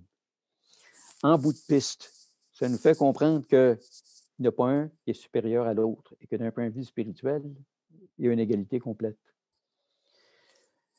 Si vous vous souvenez dans vos lectures, il y avait une rébellion qui a précédé celle de Lucifer dans un autre système. Et il y a une planète où le prince planétaire a embrassé la rébellion, mais la planète ne l'a pas suivi parce qu'une jeune femme a pris le leadership de la planète. Elle s'appelait Eleanora. Donc, là, on va voir quelque chose d'assez extraordinaire. Voir comment, regardez la portée de la révélation Urantia, là. On va dans toutes sortes de détails jusqu'au paradis, puis les sphères du Père universel, les sphères du Fils, puis les sphères de l'Esprit, puis les mondes de Havona, puis on nous parle beaucoup de... Regardez comment, sur une planète normale, ces informations sont dévoilées. Donc, dans un système, lorsque le prince planétaire arrive, on dit ces présentations initiales de la religion révélée, fort simples et concernent habituellement les affaires du système local. Ça se comprend. L'homme post-adamique, après Adam et Ève, la venue d'Adam et Ève, on dit qu'on révèle la vérité jusqu'au niveau de l'administration des constellations. C'est à peu près le niveau. Bon, enfin. Après l'arrivée d'un fils magistral, la révélation est étendue au domaine de l'univers local. Hein? On dit ici, là, jusqu'à la description des affaires de l'univers local et de tous ses tributaires. Ça, c'est après la venue d'un fils magistral. Après un fils d'effusion, puis Jésus, c'était notre fils d'effusion. On n'a jamais eu de fils magistral ici sur notre planète, là. Puis l'échec, la révélation d'Adam et Ève a été avortée, c'est-à-dire. Donc, à ce niveau-là, la révélation de la vérité s'étend jusqu'à inclure le super-univers. Mais on nous révèle, OK, dans ces époques-là, les circuits de communication interplanétaire sont établis et tout ça, c'est des mondes immensément plus avancés que nous autres. Mais la révélation ne va pas au-delà du super-univers. Nous autres, on nous a déjà révélé des choses sur Havona. Dans cette révélation-là, 5e révélation d'importance planétaire historique, mandatée par les anciens des jours et administrée par de très hauts administrateurs universels, on nous révèle des choses qui vont au-delà du super-univers. Normalement, c'est après l'arrivée d'un fils instructeur du paradis, de la Trinité, que la révélation est étendue à l'univers central et au paradis. Okay? Là, on nous révèle déjà des choses sur le paradis et l'univers central. Pourquoi? Hein? On nous dit aussi que, et souvent, si vous écoutez les gens qui parlent du climat puis de toutes sortes de phénomènes qui se produisent sur notre planète, qui disent la planète, elle va sauter, elle ne survivra pas à la pollution, elle ne survivra pas à ci, puis l'humanité n'en a pas pour longtemps, puis ainsi de suite. Et que si la planète est détruite, l'humanité va être détruite. Hein? Mais aussi, on nous dit que notre humanité est éternelle et qu'elle va survivre bien au-delà de l'existence de sa planète d'origine. Imaginez les implications. Hein? Ça, c'est un fils l'Anonandek secondaire du corps de réserve. Ça, il y a le statut d'un prince. C'est parmi eux qu'on nomme les princes planétaires, normalement. Là. Et parlant des Adams planétaires, il dit bien qu'existe cette technique de dématérialisation préparatoire au transit des agents de Jérusalem sur les mondes évolutionnaires. Il n'y a pas de méthode équivalente pour les en retirer, à moins de vider toute la planète. Hein? À moins de vider toute la planète. Dans ce cas, on établit une installation de secours où l'on emploie la technique de dématérialisation pour toute la population à sauver. On dit si une catastrophe physique devait ruiner la résidence planétaire d'une race en évolution, les Melchizedek et les porteurs de vie emploieraient la technique de dématérialisation pour tous les survivants et ces êtres seraient amenés par transport séraphique sur le nouveau monde préparé pour la continuation de leur existence. Une fois inaugurée sur un monde de l'espace, l'évolution d'une race humaine doit se poursuivre tout à fait indépendamment de la survivance physique de sa planète.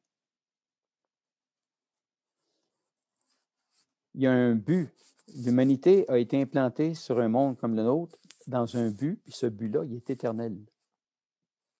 Ça a beaucoup d'impact, ça. Ça a beaucoup d'implications. On nous indique aussi que les fils instructeurs de la Trinité, là, ils visitent notre planète présentement pour établir les plans de leur future intervention. Hein? Ça, c'est un perfecteur de sagesse qui nous dit ça, fascicule 20, parlant des fils paradisiaques de Dieu et du service planétaire, section 9, service planétaire des Dainal, soit les fils instructeurs de la Trinité. Il dit, mais les fils instructeurs visitent dès maintenant votre monde en vue d'établir les plans concernant leur projet de séjour sur votre sphère. Ils seront prêts à apparaître sur Urantia lorsque les habitants se seront suffisamment délivrés des entraves de l'animalité et des chaînes du matérialisme. Ce ne sera pas demain matin, là. Ils se préparent, les autres, pour venir ici. Entre-temps, la question se pose, y a-t-il une bonne méthode, une bonne façon de faire évoluer notre planète pour accélérer l'heure à laquelle on sera prêt à recevoir ces êtres célestes et divins? Ben, on nous dit ici, la seule façon d'accélérer l'évolution sociale sur notre planète consiste à exercer une pression spirituelle par en haut. Et ça nous est dit par un puissant messager. Parlant des époques planétaires des mortels et à l'âge postérieur du à l'effusion sur Urantia. On dit la manière la plus rapide de réaliser la fraternité des hommes sur Urantia est d'effectuer la transformation spirituelle de l'humanité d'aujourd'hui. La seule technique pour accélérer la tendance naturelle de l'évolution sociale consiste à exercer une pression spirituelle par en haut, ce qui augmente le discernement moral, tout en rehaussant la capacité de l'âme de tous les hommes à comprendre, de comprendre et d'aimer leurs semblables. Il n'y a pas d'autre méthode plus efficace et plus rapide que ça, et plus sécuritaire que ça. On sait qu'il existe un gouvernement planétaire sur notre planète. Mais qu'est-ce qui occupe leur attention?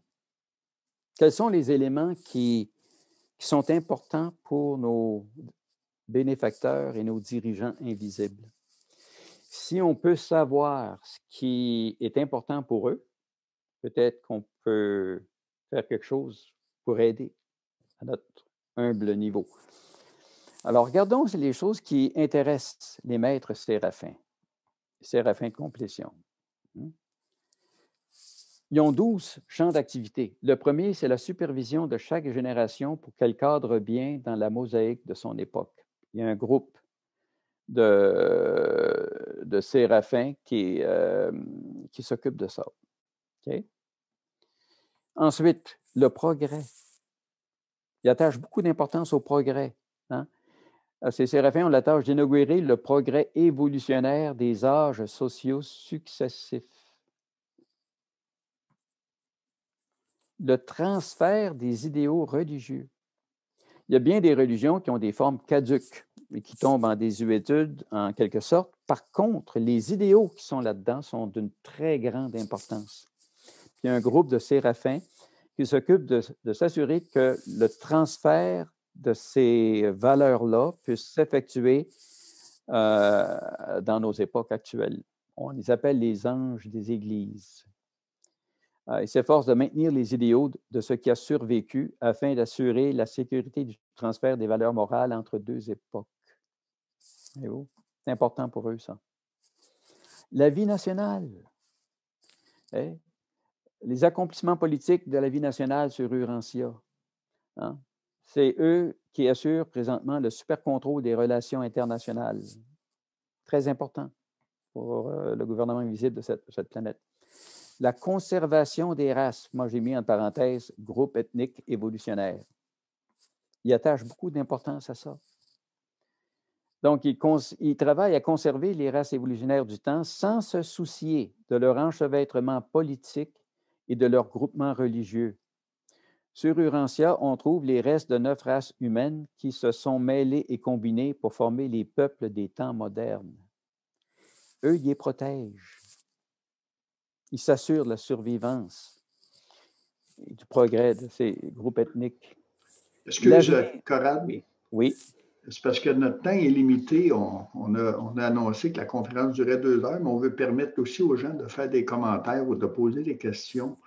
Alors peut-être, si ta conférence dure encore plus longtemps, on pourrait peut-être la mettre dans une autre partie qui sera présentée dans un contexte ultérieur. Oui, je pourrais. Bien, ce que je vais faire, j'ai pas mal avancé j'avais 2 souhaits, là, puis ça, c'en est un, est presque fini. OK. Alors, j'en ai quelques minutes. OK, ça va. On va pouvoir passer aux questions. OK, merci. Pas long. Donc, il y a les anges du futur, préparation pour l'avenir, l'éducation, très important pour eux autres, je passe assez vite, la santé, ils doivent travailler fort ces temps-ci avec la COVID, là, j'imagine. Le foyer, la cellule familiale. Je vais mettre une petite faute ici. Très important pour la survivance du foyer. Le développement industriel et économique, c'est important. Ils attachent de l'importance à ça. Donc, on les appelle les anges de l'industrie. Les loisirs. Et finalement, ministère suprahumain, s'occuper des êtres invisibles. On a vu tout à l'heure qu'il y a autant d'êtres invisibles que d'êtres visibles sur notre planète. On nous indique aussi que l'humanité se dirige vers une destinée planétaire non révélée. On dit, ce nouvel ordre social qui approche ne s'installera pas paisiblement pour un millénaire. L'humanité est en marche vers une nouvelle destinée planétaire non révélée. Enfin, là, j'arrive à la fin. Les mondes ancrés dans l'ère de lumière et de vie, c'est quoi qu'ils occupent essentiellement? Bien, on nous dit ici les accomplissements divers dans la maîtrise de la vérité, de la bonté et de la beauté. Ça, c'est des mondes qui sont ancrés dans l'ère de lumière et de vie. Important, ça. Extrêmement important.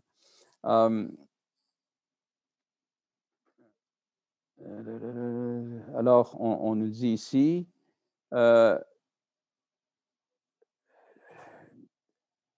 durant tout cet âge glorieux, la recherche principale des mortels en progrès, la quête d'une meilleure compréhension, d'une réalisation plus complète des éléments compréhensibles de la déité, la vérité, la beauté, la bonté.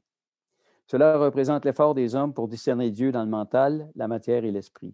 Et à mesure que les mortels poursuivent cette quête, ils se trouvent de plus en plus absorbés dans l'étude expérientielle de la philosophie, de la cosmologie et de la divinité. Ils veulent rehausser notre conscience cosmique. Alors voilà.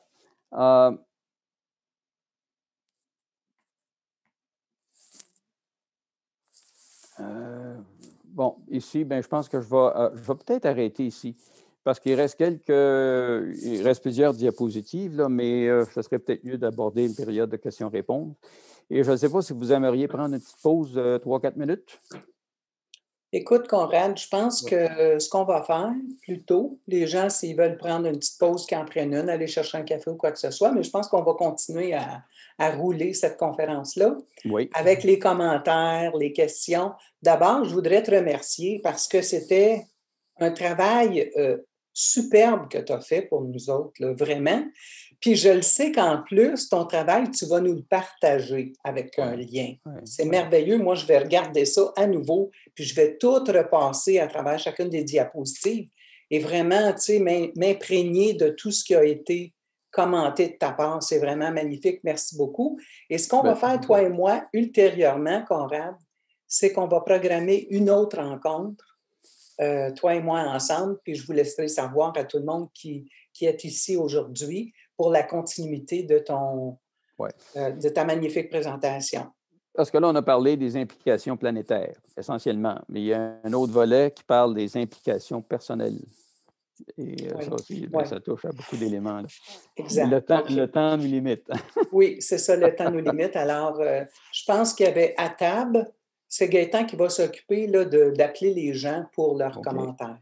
Merci. Et alors j'ai André de Montréal. Alors, André? Gaëtan, il y avait à table.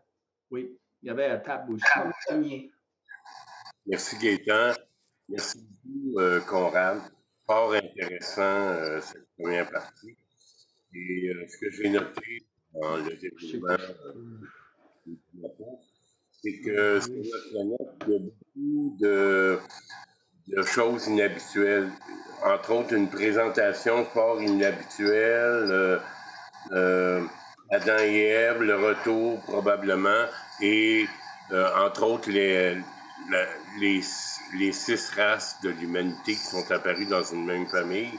Et je trouve que sur notre planète, on doit s'attendre à des soubresauts tout à fait inhabituels parce que c'est comme ça que notre histoire a été contée, a été vécue. Il y a toujours des choses inhabituelles. Céline, je ne peux pas rien faire pour ça. Là. Merci, Conrad. Ah ben, bienvenue, ça fait plaisir. On est privilégié de vivre ici, en tout cas. Il y avait à table aussi tantôt qui a voulu porter un commentaire. Alors, à table, est-ce que tu veux prendre la parole tout de suite? S'il est encore présent. Oui. Donc, merci beaucoup, Coran. Mon exposé a été vraiment instructif dans le sens où il ramasse beaucoup de choses qui se sont passées sur notre planète et que les étudiants du livre d'Urantia peuvent ne pas remarquer. Il y a réellement une exceptionnalité de la planète Urantia qui est due au hasard, mais de manière plus générale, toutes les planètes sont exceptionnelles. Je crois que le travail de Dieu le Suprême, une fois que le plan de création de cet super-univers a été mis en œuvre, c'est justement de faire la diversification, la variété de tout ce qui est manifesté. Il n'y a aucune réalité qui est créée en un seul exemplaire, aussi bien au niveau des créatures qu'au niveau des mondes de création. Et même quand les êtres créateurs délégués à cette mission, les fils créateurs, les divins ministres, travaillent, lorsqu'ils envisagent un plan créatif, il y a un mystère qui se passe à l'intérieur, Dieu le Suprême, et qui projette une diversité de cet ensemble qu'il s'apprêtait à créer. C'est comme les anges, par exemple. La divine ministre crée une reproduction de l'esprit qui est uniforme. Tous les anges, pour elle, devaient être uniformes et de la même manière, de la même nature. Mais Dieu le Suprême intervient dans le processus et fait la diversification. Alors, le cosmos n'est pas fait à l'échelle de l'homme, il est fait à l'échelle de Dieu. Et Dieu est d'une telle diversité qu'il lui faut justement, rien que dans le volet de l'humanité que vous avez bien souligné avec un grand H, il lui faut pas moins de 7 000 milliards de planètes pour être à sa convenance. La taille du cosmos, sa diversité, etc. Sa diversité, sa taille, tout cela est à l'échelle de Dieu et c'est ça qui permet d'exprimer tous les potentiels du suprême. Très brièvement, je crois que nous sommes exceptionnels, encore plus que les autres planètes, c'est un fait. Les autres planètes le sont également. Et c'est cette diversité qui fait que souvent les hommes, lorsqu'ils essayent de voir la vie extraterrestre, s'attendent à trouver des choses à relationner avec eux. Nous avons tous été nourris par les ouvrages, les films et les livres de science-fiction, par Star Wars, etc. C'est pas comme ça que ça se passe. Ça, c'est notre point de vue simplement humain et humain matérialiste. Non, le plan divin est chapeauté par des gouvernements. Et chaque planète a un gouvernement planétaire qui s'occupe de son développement personnel. Et c'est l'originalité de cette planète, de ses habitants, de leur histoire, de leur nature, de leur culture, de leur mouvement religieux vers Dieu, de leur spiritualité qui doit être amenée jusqu'à son plus haut point, l'âge de lumière et de vie. Donc, même si nous avions les moyens d'aller visiter ailleurs Alpha du Centaure, etc., on ne le permettrait certainement pas. Du reste, il y a quelque chose que les gens de la NASA ou les chercheurs n'ont pas pris en considération, c'est que, par exemple, par rapport à la vision, si on répartit la vision des êtres humains sur une échelle de 100, nous sommes au niveau 46. Donc, nous ne voyons pas des gens qui sont au niveau 47 ou 48 ou 72 et vice-versa. Donc, même si les extraterrestres étaient là devant nous, nous ne sommes pas certains de pouvoir les voir. Nous voyons entre vraiment l'ultraviolet et l'infrarouge, et c'est pareil aussi pour les sons. Nous sommes compris entre l'infrason et l'ultrason et l'infrason. Et beaucoup de messages peuvent nous parvenir même que nous n'avons pas la moindre conscience parce que notre nombrilisme fait que nous pensons que tout doit être comme nous sommes. Absolument pas. Dieu le Suprême crée dans la variété, l'extrême variété. Et c'est pourquoi il y a des êtres qui sont créés, même lorsqu'ils se ressemblent vaguement comme ça, mais leur nature, leur potentiel, surtout cela, leur potentiel de manifestation de la réalité est entièrement différent. Sinon, ça n'aurait pas de sens. Ce serait 7 000 milliards de planètes qui seraient identiques. Absolument pas. Dieu crée, envoie ses êtres créateurs, Dieu le suprême intervient dans le processus et crée à sa manière la diversité au maximum. On le voit dans la nature. Quand une race d'insectes est créée, elle est créée en centaines de milliers d'exemplaires. On peut se demander à quoi bon tout ça. Mais ensuite, il y a une unification qui se fait, et au niveau de Dieu également, une unification au niveau de la planète, avec maintenant le support additionnel de la divinité. C'est-à-dire, pour les races humaines, c'est vraiment le sang adamique, mais c'est pareil, les hommes vont être unifiés dans leur croissance et leur ascension vers Dieu. Et c'est là que c'est important parce que à ce niveau, Michael a vécu sa vie sur Terre, sa vie qui était remarquable, mais qui n'est pas ma vie, qui n'est pas la vôtre, qui n'est la vie d'aucun autre être humain. Nous devons également vivre la même chose, personne n'y échappera. Adam et Fonta l'ont fait, d'autres êtres humains l'ont fait. Chacun de nous y est appelé à le faire. Personnel intérieur, que nous arriverons tôt ou tard à l'âge de lumière et de vie, et c'est ça le but vraiment visé, aussi bien par Michael en tant que Vous créateur. allez m'excuser une seconde, je vais m'absenter quelques instants, mais je vous reviens, ça ne sera pas long. Ok, d'ailleurs, j'ai fini, donc je vous remercie encore une fois. Coram, c'est vraiment... Vous avez arrivé à développer et à montrer l'exceptionnalité du Rancia sur bien des points et à nous faire une projection de la volonté manifestée de Dieu dans la création. Tout cela est à une échelle inimaginable, hors de portée de la pensée humaine, mais gardons à l'esprit que c'est l'œuvre d'un Dieu qui se manifeste dans l'espace et dans le temps. Le Père universel, en tant que Père universel, n'est pas tellement utilisable par nous. C'est une nature existentielle qui est au paradis. Mais Dieu le suprême, c'est quelque chose que nous devons intégrer dans notre vécu parce que c'est par ce mouvement-là que nous croissons. Quand les ajusteurs viennent nous habiter, ils ressemblent automatiquement à Dieu le suprême. Et c'est ça, la grande absence qu'il y avait dans les religions humaines, dans le monde humain, c'est ça que nous devons essayer de développer, la relation avec Dieu le suprême. C'est ça qui nous mènera vers l'ascension et vers le perfectionnement de notre planète, vers l'âge de lumière et de vie. Il n'est pas connaissable facilement, mais c'est par l'expérience et le service qu'on le découvre et qu'on le connaît. Donc, merci donc pour votre exposé et ça nous a vraiment fait du bien. On espère bien profiter encore de ce lien. Merci. OK, moi, je remercie la personne, Conrad. Ça a été un bel exposé. Tu sais, je vois des choses. D'habitude, on travaille toujours dans le livre une partie ou une autre, mais tu sais, avec différentes personnes, on peut voyager dans le livre. Puis le livre Rancia, moi, je trouve que je suis gâté, pourri. Dans le sens qu'à un moment donné, on a la chance d'avoir un livre spirituel qui s'est matérialisé. C'est à nous autres à aller chercher l'esprit que contient ce livre, cette 5e révélation.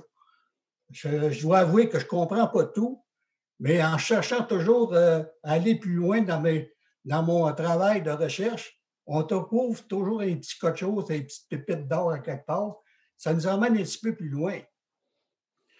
Moi, dans mon début, disons qu'à un moment donné, ces mondes mon conseil, on dit, commencer par arranger nos défauts de caractère, tout ça, tu sais. Mais la meilleure façon pour moi, de corriger tous ces problèmes-là, c'est d'aller voir les problèmes de l'ajusteur. Là, ils en parlent pas mal d'ajusteurs. Bon, ça fait que moi, je vais commencer par ça. Là. Après ça, je vais aller plus loin. Alors, merci beaucoup pour ton exposé, Conrad. Merci, André. On laisse la parole à Éric Tarissan.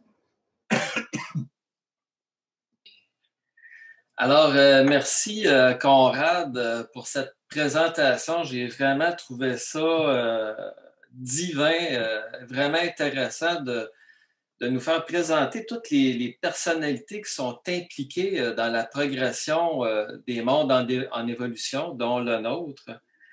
Puis, la question que je me pose, c'est par rapport au gouvernement qu'il y a autour de notre planète. Parce que souvent, j'en ai entendu parler dans le livre, mais concrètement, je n'ai jamais vraiment eu de détails. Puis la question que je me pose, Est-ce que tous les séraphins, les anges, en fait, j'aurais aimé ça, avoir une idée rapide, finalement, des personnalités qui constituent ce gouvernement planétaire qu'on va rejoindre à l'époque de lumière et de vie. Ouais. Il y a un passage dans le livre Urantia qui parle du gouvernement, de notre gouvernement planétaire. Et c'est surtout les 24 conseillers là, qui forment l'armature de ce gouvernement-là. Il y a un représentant des anciens des jours qui, en temps de crise, prend le pouvoir. Mais il y a un cabinet, il y a un des 24 conseillers qui est le régisseur, le gouverneur général de notre planète, qui est situé ici. Et puis, il y a un cabinet, puis son cabinet, ben, il y a le chef des séraphins, le chef des archanges, il y a le chef des finalitaires, puis il y a des êtres d'origine super universelle qui peuvent parfois séjourner sur notre planète. Alors, tous les matins, ces gens-là se rencontrent, puis il y a les dirigeants des 12 groupes de séraphins là, qui s'occupent des activités que j'ai mentionnées tout à l'heure. Alors, à chaque journée, au début de chaque journée, là, ils ont une réunion, puis ils s'occupent de ces choses-là.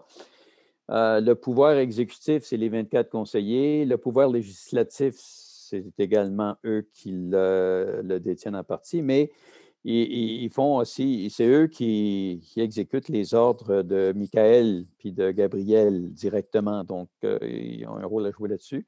Comité, côté judiciaire, il y a des commissions de conciliation sur notre planète, mais il y a les appels qui peuvent être logés en haut lieu. Là, puis c'est un système qui fonctionne très bien. Puis il y a un porteur de vie. Parmi les gens qui ont implanté la vie sur notre planète, il y en a un qui est resté ici. Il fait partie du gouvernement planétaire aussi. On donne des noms en partie parce que les 24 conseillers, on les nomme dans le livre Urantia. Ils sont tous nommés. Donc, pas tous, mais on nomme ceux qui sont connus dans l'histoire de notre monde là, à ce jour. Donc, ça ne va pas plus loin que ça, naturellement, mais ça donne quand même une bonne idée de leur mode de fonctionnement. Ben, moi, je trouve ça vraiment touchant de voir toute cette hiérarchie de personnalités-là qui sont en fonction. C'était vraiment super d'entendre ça, puis d'avoir une vision globale de cette réalité-là. Je trouvais ça vraiment bien. Pour finir, je voulais simplement partager un point de vue, parce que tu en as parlé à un moment donné, au sujet de la matière noire puis l'énergie sombre. C'est une réflexion que j'ai souvent eue. Puis, ce que je voulais partager à ce sujet-là, c'est que c'est simplement mon opinion personnelle, c'est qu'au sujet, parce que l'astronomie observe l'univers comme s'il comportait 90% plus de matière qu'on en voit. Alors, de là, l'idée de chercher cette espèce de matière qu'on n'a pas découvert. Puis d'après moi, cette matière-là représenterait les mondes morontiels et spirituels qu'on ne voit pas, que tu as mentionné aussi, qu'on ne pouvait pas voir, que d'après moi, c'est l'opinion que je voulais partager. Que je te remercie pour ta présentation, c'était vraiment super, puis j'ai hâte à la suite. Merci. Alors, le prochain, c'est François Brunette. Hein? Je suis désolé, je viens de voir que mon micro... Non, tu as bien entendu. C'est moi qui l'avais fermé, ton micro, à la fin. Un grand merci, Conrad. C'est une très belle présentation. En tout cas, c'est une approche originale et avec beaucoup d'objectivité parce que c'était très bien documenté. Mais moi, ce que ça a fait ressortir, c'est les deux extrêmes qui constituent notre réalité. Un des extrêmes, c'est qu'on est mal en point. Ça, c'est évident. Puis l'autre extrême, c'est qu'on a un immense potentiel. Fait que, je pense que c'est comme si quelqu'un se réveille après un coma dans un lit de soins intensifs, puis qu'il y a 12 spécialistes autour de lui. Il peut dire, ouais, je pense que je suis magané. Puis il va avoir raison. Mais il peut dire aussi, puisqu'ils sont tous là, c'est probablement parce que j'ai un grand potentiel de récupérer, puis même, donc, ça met en évidence tout cet aspect potentiel, puis notre destinée non révélée. Intéressant, ça. Ça donne un kick, c'est très optimiste puis positif parce qu'il y a une déprime ambiante, là, que les gens pensent que bon, la planète, elle s'en va chez le diable puis qu'on ne survivra pas. Puis là, à un moment donné, de donner un bon kick comme ça, de dire non, regarde, il y a un paquet de choses qu'on ignore encore, puis on a une destinée non révélée, puis c'est vers là qu'on s'en va, je trouve ça pas mal extraordinaire. Puis ben, c'est que, disons, regarde, c'est le livre d'Urantia par rapport à tout ça, c'est que, dans le fond, les 3 premières parties, c'est ça la 5e révélation, là. Ouais. La 4e partie, ben, c'est parce qu'à un moment donné, les médias ont réussi à convaincre la commission de révélation qu'on n'était pas prêt, dire non, parce que la 4e révélation, de la façon qu'ils l'ont compris, c'est pas prêt, là, je veux dire, il y a trop de... Donc, à un moment donné, pour aller à notre destinée non révélée, puis vers la lumière et la vie, il faut bien intégrer la paternité de Dieu puis la fraternité des hommes. Donc, la 4e partie, c'est vraiment la version revue et corrigée de ce qu'on aurait dû comprendre il y a 2000 ans comme humanité. Mais là, c'est un beau cadeau qu'ils nous ont fait pour aider à intégrer le reste, qui est la révélation de, justement, de notre destinée, c'est la révélation du suprême, finalement. Parce que, justement, quand on ne comprend pas puis on voit des mystères partout, ben, c'est parce que c'est le suprême. Fait que ça, je suis parfaitement d'accord avec ça aussi. Mais, je veux dire, merci beaucoup. Bienvenue.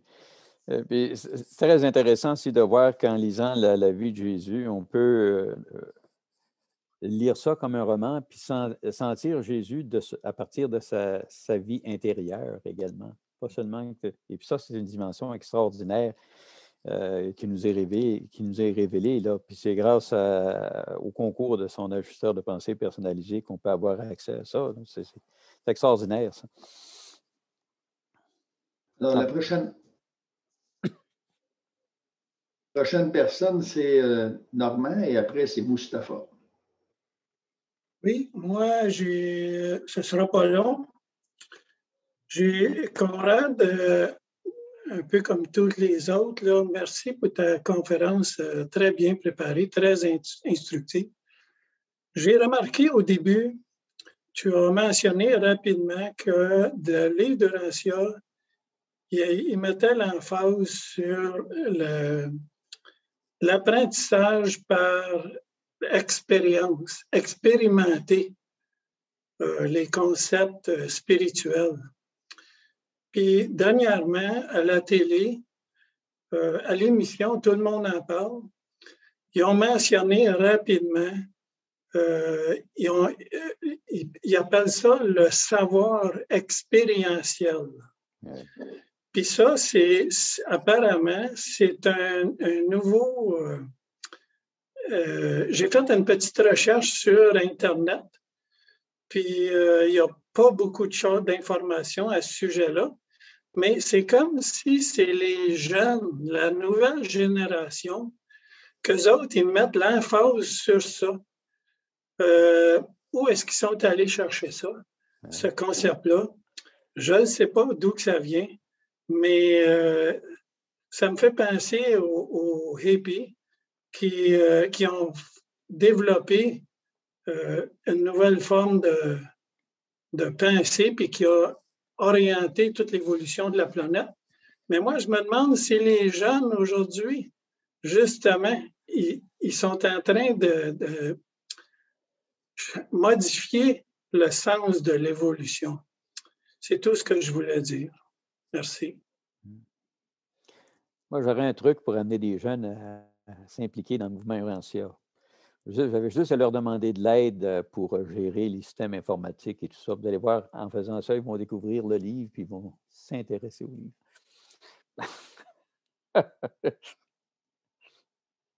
Alors, la prochaine personne, c'est Mustapha. Mustapha.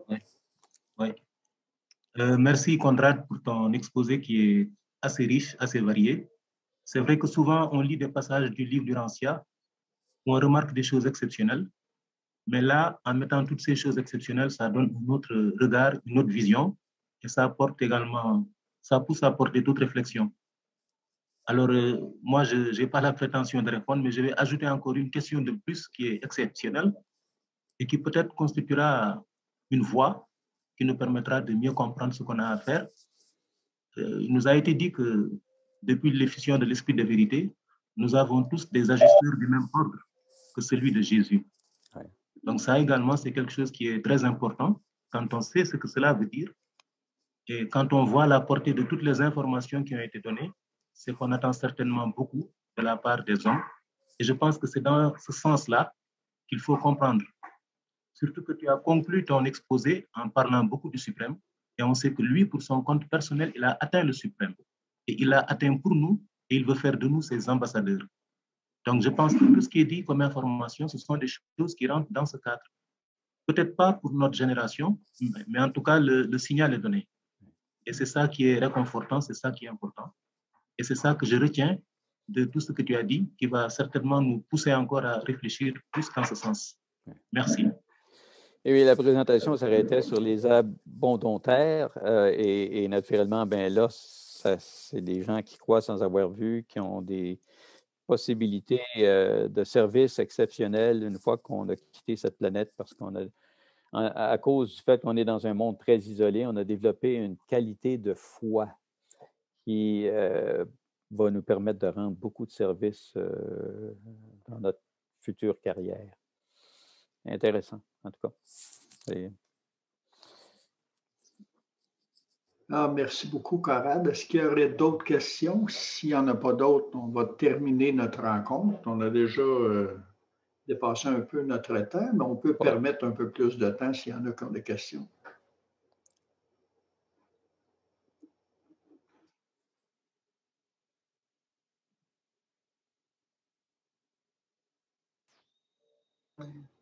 Ou s'il y avait des commentaires. Oui, André Desjardins, est-ce que tu peux poser un commentaire, André? Non? Ton micro est en muet.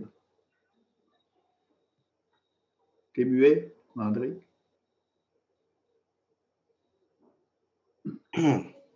OK. Oui, bon, c'est juste un petit commentaire. C'est toujours par rapport aux auteurs du livre de Rancia, tous ces auteurs-là, 196 fascicules, qui ont parlé de la manière comment voir la spiritualité, comment voir la divinité. Ils parlent en la connaissance de cause. Puis, comme je disais en chanson, on est quand même chanceux, les lecteurs du Rancia, d'avoir cette possibilité-là de connaître un peu plus que la moyenne des personnes qui ont des lectures de spirituel. Donc, ben, c'est ça mon commentaire. Merci. Il y a aussi Agnès Lazare qui avait levé la main. Et après, s'il y a quelqu'un d'autre, là. Vas-y. Bonjour Conrad, merci beaucoup de ta présentation. Comme François a dit, j'ai beaucoup apprécié l'objectivité, le fait qu'il n'y ait pas d'interprétation. Tu as fait vraiment un collage exceptionnel de beaucoup de passages du livre que la plupart d'entre nous connaissons, mais le fait de les mettre ensemble, ça nous rappelle le statut exceptionnel de notre planète et aussi tout le travail qu'on a à faire. Alors, j'imagine que ça va être dans la deuxième partie de ta présentation. Et comme disait Éric, c'est avec beaucoup d'enthousiasme qu'on sera là pour écouter la suite. Merci encore. Merci Guy. Il y avait aussi Sophie Melico. Est-ce que vous vouliez parler, Sophie? Oui, alors je suis désolée si l'image n'a pas pu suivre. Mais c'est une belle image qui est là quand même, là. C'est très beau. Merci, c'est une de mes calligraphies, alors sous l'autre en plus, voilà. Ah, ben c'est beau. C'est écrit jaillissement, je vous le dis, parce que ça ne se voit pas très bien, voilà. C'est un jaillissement de la vie, quoi. Merci pour cette conférence très intéressante. Donc, je prends la parole. Ce qui m'interroge toujours, c'est comment on va pouvoir changer la mentalité. Je pense que c'est le plus difficile, changer les mentalités. Si on présente le livre du Rancia d'une manière trop connue, je veux dire, ça va attirer personne. C'est une évidence, c'est trop compliqué, c'est trop complexe. Il faut déjà être dedans. Par exemple, pour entendre tout ce que vous avez dit ce soir, il faut déjà l'avoir lu et relu. Bon, c'est pas abordable. L'autre jour, j'ai réuni quelques personnes pour essayer de parler de l'âme. Il faut partir. Je pense qu'on a hérité depuis 2000 ans, depuis que le Christ est venu sur Terre, d'une certaine mentalité au niveau de la spiritualité. Et puis là, effectivement, on nous demande d'aller dans une autre mentalité. Mais on ne peut pas faire fi de ce qui s'est passé avant. On doit faire des ponts. D'ailleurs, il y avait des passages qui stipulaient cela, hein, faire des ponts d'une mentalité à une autre pour faire évoluer les mentalités. Et moi, je trouve que c'est quelque chose qui est absolument essentiel. On est quand même parti d'une conception de la divinité sur l'ascèse, l'abnégation, le renoncement, l'unilatéralité de la Terre, de notre humanité, etc. Bon. Et si tout d'un coup on parachute avec Dieu suprême, Dieu l'ultime, les médians, enfin, je veux dire, ça veut rien dire. Ça veut absolument rien dire aux gens, quoi. Hein. C'est clair. Donc il va y avoir des tas de passages à faire. Et personne, peut-être vous en parlerez dans la deuxième conférence, puisque c'est plus personnel, mais bon, ça me paraît important. Une autre chose qui me paraît aussi important, et ça a aussi été noté, donc on est peut-être une planète à dominance masculine, mais j'aimerais dire que tant que le féminin, hein, alors je l'emploie au sens le féminin de l'être, comme dit Annie de Tournel, bon, tant que le féminin ne se sera pas emparé du livre d'Urantia, à mon avis, sa diffusion va être très difficile.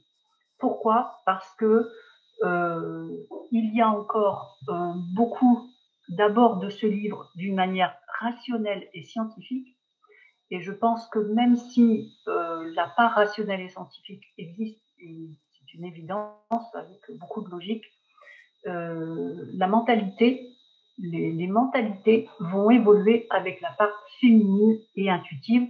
C'est exactement ce que venait de dire la personne avant, c'est-à-dire le savoir expérientiel qui pour moi est celui de l'intuition et de la connaissance directe.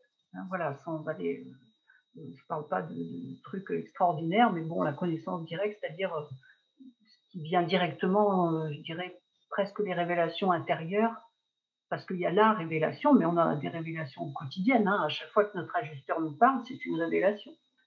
Et donc, tant qu'on n'a pas accédé à cette prise du livre féminine, à mon avis, ça va être difficile de le rendre planétaire. Merci.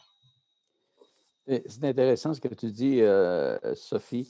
Mais il y a deux volets là-dedans. Hein. Il y a le livre d'Urantia d'un côté, il y a la révélation Urantia. Et la révélation, il y a moyen de l'amener au public en général d'une façon simple et efficace. Si on prend juste les fondements de la religion de Jésus, qui sont très simples, et qu'on en fait une proclamation, une promotion dans le magma de la société contemporaine, ça peut rejoindre des millions de personnes et transformer des millions de personnes, même si tu ne leur mets pas le livre Urantia entre les mains. Il y a beaucoup de vérités du livre d'Urantia qui peuvent s'échapper du livre et prendre des formes simples et se répandre.